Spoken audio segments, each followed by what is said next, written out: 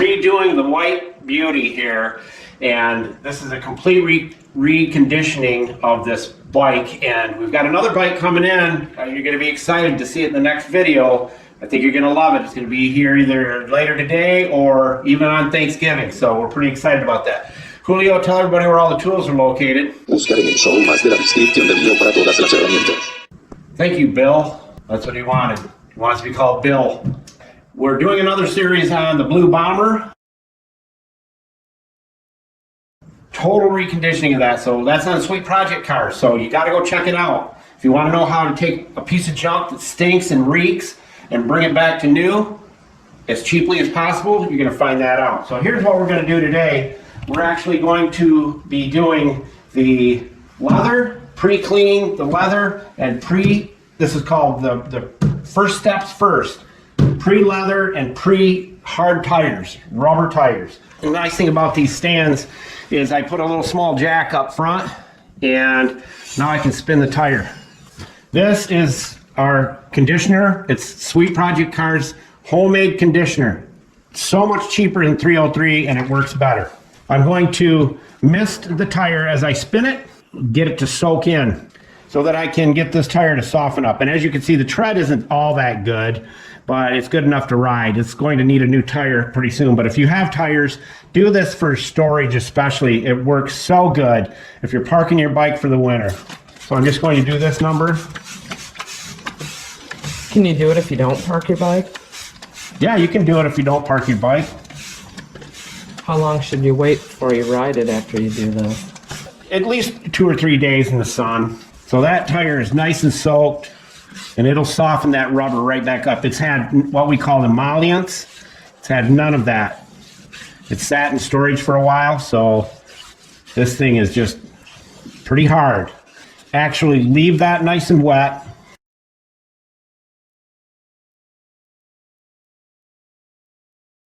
Probably do this, like I said, once a day for the next week or so, and get that tire to soften back up again. Put some moisture back into it. And it doesn't make the tire slippery. It's going to make it back the way it was when it was new. All right, that's your first step. This is pre-everything. The first things you do. Let's go up to the leather and I'll show you what we're gonna do there. Now the leather's decent, it's just really dirty and it's had no love, absolutely no love. So what I like to do is open up the pores on it. These towels are the bomb, I love them. So we're first going to clean it with spray away.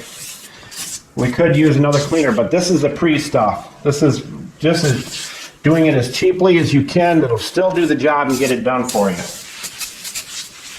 And you'll see how dirty this is here in a second. And this does, it opens up the pores of the leather so that you can get the conditioner into it to make it do what it's supposed to do, and that's suck that moisture up, that conditioner.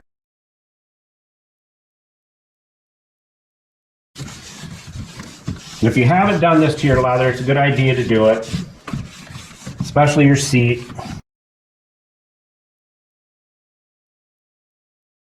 Take one to dry it.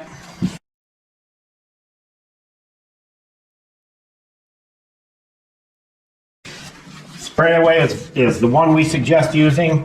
It's very safe and it does a great job. And we'll end up doing all these straps, taking them all apart. Because we're going to use our favorite conditioner. It's not 303. Again, we've quit using 303 because we've got this stuff here. And it is awesome. For what, a third of the cost? Yeah, it's a third. And that's what that spray bottle had in it. And we got a video on mixing that up. We'll put it in the tools. It'll be in the tools list. Description. Right. So we put that on. And to do this type of project, reconditioning your bike, you're going to have to buy a few things, okay? So most people would smear this on like this. Wrong-o. The reason I say that is because it sucks into the cloth and you waste it. So I tell you to do this number right here. And I'll let that set on there for about 20 minutes, 30 minutes, and then I'll come and buff it off. It's perfectly safe. My hand is burning though. I'm just kidding. This is way better than saddle soap. Way better than anything we've ever shared with you in the past. Putting all that moisture back into it. And we'll do the whole bag. I won't do it for the video here.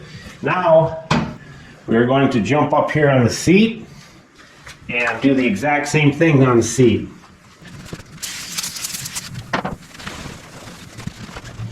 Wait till you see this new bike that's coming in. You guys are gonna love it. And all these bikes you see are for sale. They will be for sale at twice the price that we paid for them. Well, what do you expect? I'm Irish. I'm just kidding. So there's the seat. Now we're going to dry it off. We can let that look down a little bit for the camera lady.